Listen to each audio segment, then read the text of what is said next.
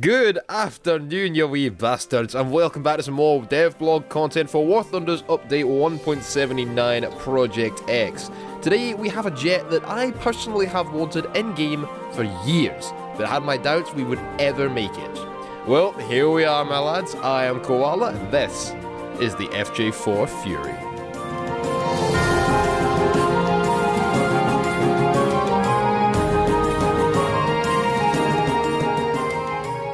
Just an update from the future. I didn't manage to edit together and upload this video before patch 1.79 to drop, so if the aircraft has changed as of the live server, if any of the information I'm about to give has become outdated, do take it with a grain of salt. I have not tried this thing out on the live server yet, but I wanted to still get this video out.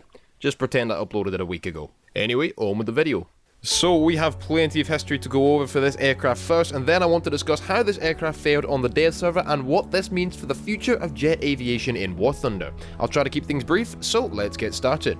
The FJ-4 was the final iteration of the Fury, with the straight-winged FJ-1 being the US Navy's first jet in service, sharing many parts with the P-51 Mustang, and the FJ-2 and 3 being essentially just F-86E Sabres with minor refits making them capable of carrier operations. The FJ-3, powered by the Wright J65 engine, had better characteristics for carrier operations than the comparable aircraft like the F9F Panther, and impressed the US Navy much more than the FJ-2.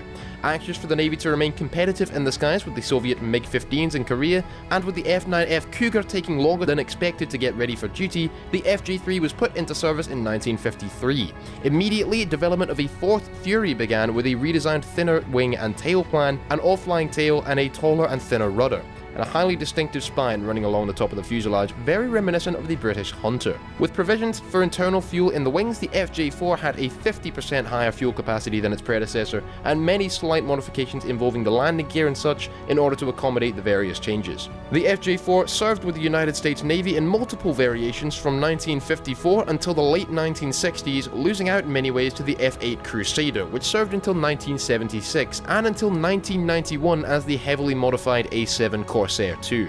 Compared to the F-86 Sabre, the FJ-4 has a much thicker front with a wider and more square intake for the powerful jet engine. This engine, a more powerful version of the Wright J65, delivered 7.7 thousand pounds of thrust, 2,000 pounds more than our current Sabres, allowing the Fury to reach a speed of over Mach 1 at altitudes above 10 kilometers. The FJ-4B, the variant we will see added to War Thunder, is a modified ground attack variant with 6 underwing pylons rather than the 4 of the original FJ-4. The aircraft was capable of carrying nuclear ordnance, AIM-9 Sidewinder missiles, and a huge host of other options, which are the ones we're going to see in-game. From more aerodynamic bombs to over 100 Sneb rockets in 6 pods, the FJ-4 is one top-tier fighter bomber that you'll have to target early. It's also equipped with 4 Colt Mark 12 20mm cannons, which seem to be somewhere between the AN M3s and T160s, as far as in-game performance goes on the dev server at least. Roughly 150 FJ-4s and 220 FJ-4Bs were built and served a valuable role with the US Navy before being outclassed in the 1960s by supersonic counterparts. While the FJ-4's spine makes its empennage look rather reminiscent of the Hunter, I reckon the frontal section, viewed from the side, looks a lot more like the legendary F-8 Crusader. The air intake is rather derpy, but with such a powerful engine and a massive ordnance carrying capability on a single-seat jet from the early 50s, you gotta cut it some slack. Now, on the first iteration of the dev server, this plane was somewhat a disappointment.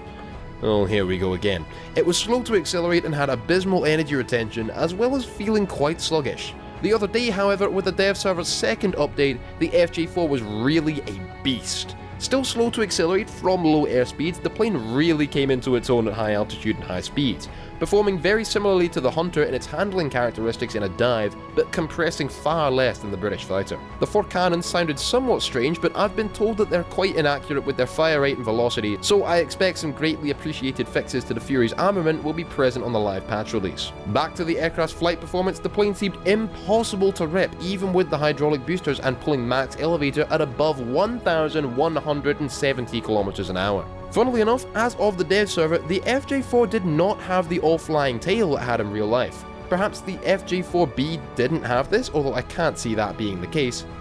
Someone let me know in the comments. What's more likely is that it's incorrectly modelled and will get fixed quickly, hopefully before the patch drops. Of course, the obligatory subject to change disclaimer that always comes hand in hand with dev server related information has to be brought up here, and the flight performance at high speeds of the Fury may change by 1.79's release. It is historically well performing though, as far as I can tell. Not only can this thing dive at 1,170 km an hour plus, but it can also retain that speed like a monster, easily beating out everything we have in game currently for high speed energy retention, and still just refusing to compress in the slightest. At these speeds it has the highest roll rate of any plane while having boosters equipped, without the wings ripping even then.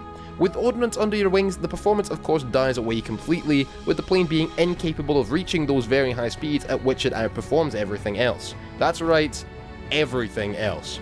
At speeds of 1,100 km an hour plus, nothing will compete with this aircraft in an engagement, meaning that this plane may very well balance out the CL-13A, forcing it to reduce speed in order to outmaneuver the Fury and become vulnerable to the Sabres because of it.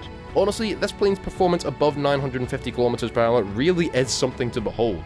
And seeing as the ever-present mantra of War Thunder, speed is life, is still the meta of jet combat after all these years, the FJ-4B could possibly become the best all-rounder jet in the game.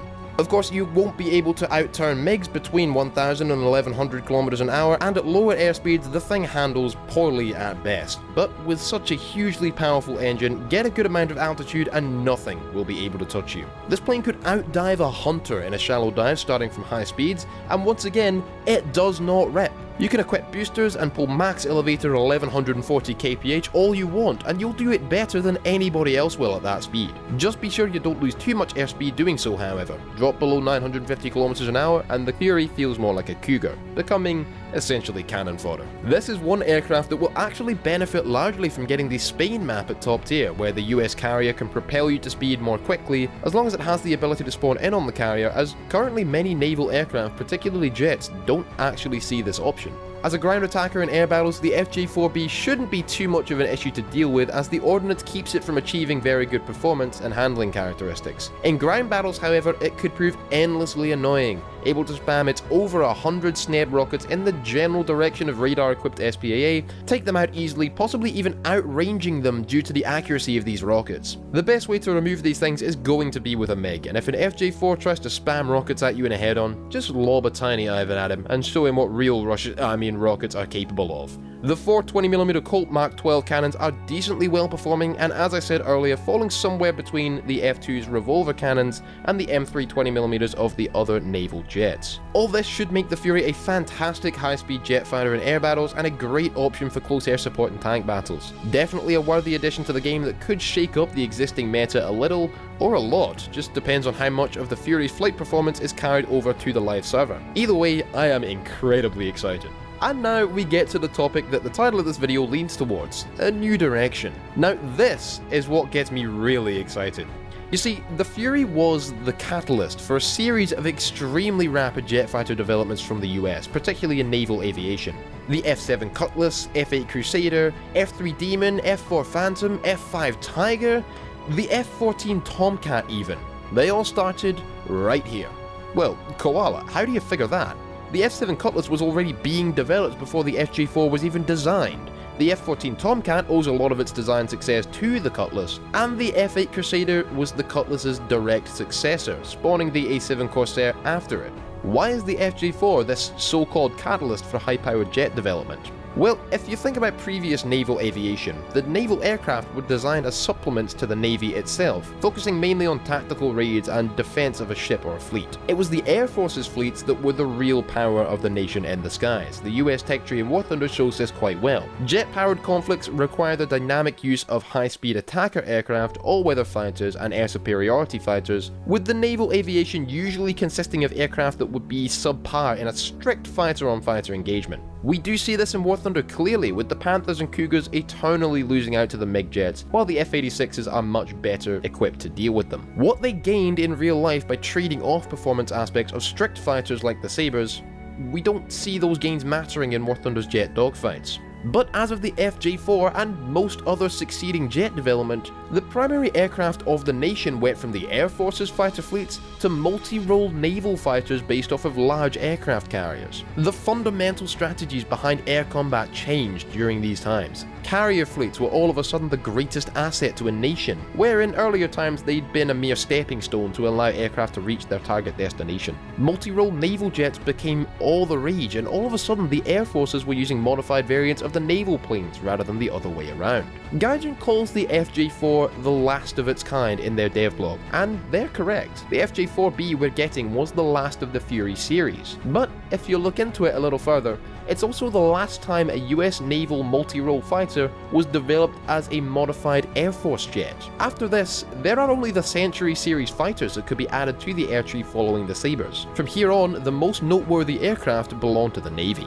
This could mean a huge step forward in War Thunder, and I know Rank 6 jet development looks bleak as a possibility right now, but we can hold out hope that eventually Gaijin will come back to it. And this is the direction the US tree will have to take. It could see even more reason for new game modes and objectives in air battles, and a fundamentally different gameplay experience to what War Thunder's jet pilots will be used to. That is what the FJ-4 means. It's the beginning of a whole new era of jet development, equivalent to the composite armor-equipped vehicles that began our forays into the world of modern main battle tanks. I think it's time for that new direction to begin. Now sure, the FJ-4B Fury won't really raise the bar of jet battles, it's not going to become our first 9.3 jet, and it may not signify further development of jets in-game for some time. But it is big news, and opens up scores of possibilities that I'll have fun dreaming about regardless of how likely they are.